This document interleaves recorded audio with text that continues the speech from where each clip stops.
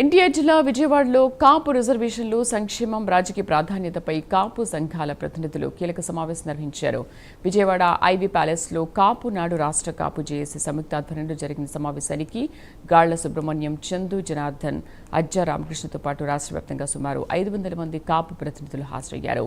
కాపు, తెలగ, బలిజ, ఒంటరి కులాలకు రిజర్వేషన్ల అమలుపై కూటమి ప్రభుత్వం స్పష్టమైన వైఖరి ప్రకటించాలని నేతలు డిమాండ్ చేశారు.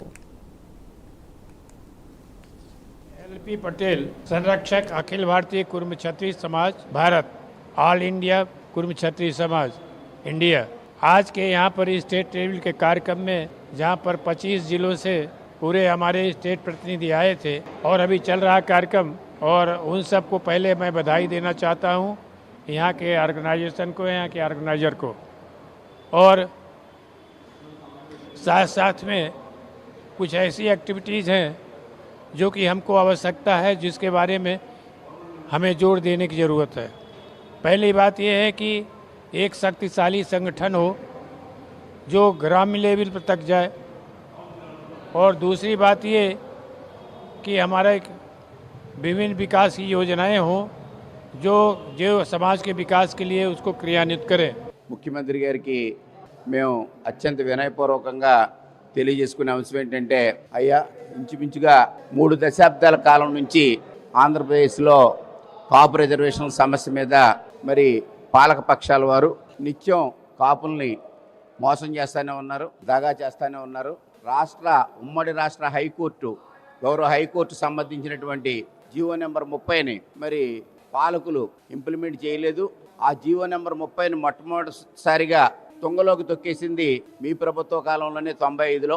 కాబట్టి ఇప్పటికైనా చంద్రబాబు నాయుడు గారు కాపు, తెలగ, బలిజ, ఒంటరి కులాల పట్ల వారి యొక్క వైఖరిని మార్చుకుని మాకు న్యాయం చేసినట్లయితే ఎంఆర్పిఎస్ మాదిరిగా మరి మేము కూడా మీకు లైఫ్ టైం కేఆర్పిఎస్ మీ కూటమి ప్రభుత్వానికి వెన్నంటి ఉంటామని, మేము బ్యాక్ బోన్లా మీకు 2029లో తిరిగి మీరు అధికారంలోకి వచ్చే విధంగా కృషి చేస్తామని మీడియా పరంగా మీకు హామీ ఇస్తూ 2003 నుంచి పిల్లా వెంకటేశ్వరరావు గారికి ప్రధాన అనుచరుడిగా పనిచేశా.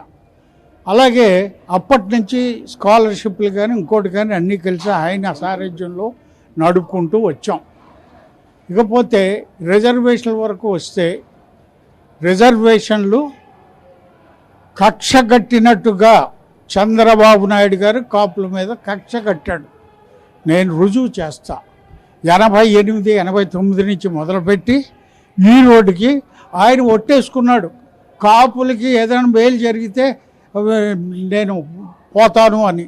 అంచేత నా జీవితకాలం ఉండగా కాపులకు ఉపకారం జరగకూడదు అనేది ఆయన నిశ్చయం. అన్నిట్లో మంచోడే, అందరికీ మేలు చేస్తున్నాడు, రాష్ట్రాన్ని బాగా పరిపాలిస్తున్నాడు. అయితే కాపులంటే ఒక భయం ఆయనకు ఉండాలి. వీళ్ళనే ఏమాత్రం ముందుకు వచ్చినా కానీ పరిపాలన చేతిలో పోద్దని. అంచేత ఏంటంటే 2 విషయాలు నేను ఖచ్చితంగా ఇప్పుడు రిజర్వేషన్లు, అలాగే కాపు కార్పొరేషన్ గురించి చెప్తా. ఈరోజు విజయవాడ ఐవీ ప్యాలెస్లో కాపు సమస్యల మీద, కాపు డిమాండ్ల మీద కాపునాడు కానీ, కాపు జేఏసీ కానీ అన్ని కాపు సంఘాల జేఏసీ ఆధ్వర్యంలో ఒక సెమినారు, ఒక సంయుక్త కార్యాచరణ ఏర్పాటు చేయడం జరిగింది. త్వరలోనే వక్తలందరం కూడా భవిష్యత్ కార్యాచరణ నిర్వహించుకోవడానికి మేమంతా సిద్ధంగా ఉన్నాం. అదే సందర్భంలో రేపటి నుంచి అసెంబ్లీ సమావేశాలు ప్రారంభం కాబోతూ ఉన్నాయి. కాబట్టి కాపులకు ఇచ్చిన డిమాండ్లలో గతంలో టీడీపీ ఇచ్చిన మేనిఫెస్టోల అంశాలు కానీ, కేఆర్పిఎస్ ఇచ్చిన డిమాండ్ల మీద కానీ చర్చ జరగాలి. ఇవాళ కాపు సెంటిమెంట్ బలంగా ఉంది. అటు కిర్లంపూడి కానీ, రాజమండ్రి కానీ, విజయవాడ కానీ, కడప కానీ ఆంధ్రప్రదేశ్లో కాపుల సమస్యలు పరిష్కరించాల్సిన సమయం వచ్చింది.